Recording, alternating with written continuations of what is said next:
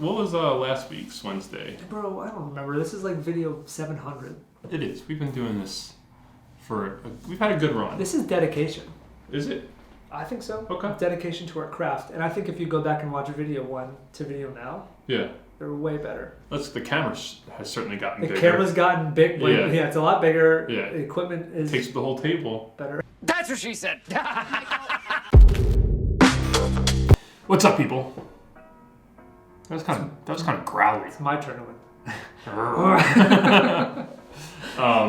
It is Wednesday. Yeah? Wacky Wednesday. Today, we're going to talk similar topic as yesterday, but we're going to flip it. So how to negotiate your purchase to sale contract, but from the seller side this time. Is that a burp? It was just a general swallow. Anyway, again, so we're just going to talk about how to negotiate your purchase to sale from the seller side today. So Marc spoke at great length yesterday. It was ad nauseum. Yeah, about the buyer. Yep. And today I will talk about the seller. So you get your contract and you want to know, is this a good offer? Is it a bad offer? How do you negotiate? Obviously the goal from the seller is to get more money. Right. Okay, so how do we get there? Just like on the buyer side, we have to look at the whole contract because price is not always, it's not everything, right? Sure. Most important, probably, not everything. So from the seller side, we're concerned with the net number. Mm-hmm. That's what you're concerned, right? So if your house is priced at $300,000 and you get a $325,000 offer, amazing. But maybe they're asking for $20,000 in seller credit, right? And they have an inspection and it's FHA loan, right? And their settlement's not for 70 days. Yeah. So now that 305 net, I know I'm doing some quick math here, right? Probably now turns into below 3 easily by the time you're said and done, extra mortgage payments, all that stuff. Right. So 325 minus the seller credit, minus your mortgage payment. Right. Minus repairs, all this stuff. Repairs. Yeah, it's your net is way low. Yeah. So price, very important, but not the end of the thing. So as you go through down the line, obviously look at price, look at seller credit, get your beginning number there.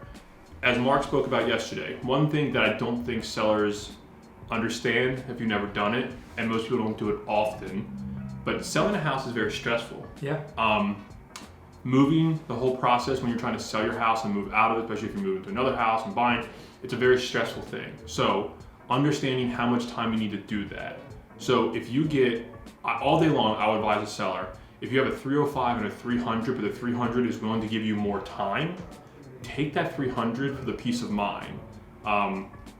Choose the settlement date that best accommodates what you need. Yeah. That's just the way, listen, you're gonna spend a lot more money stressed out than you would if you just had the time.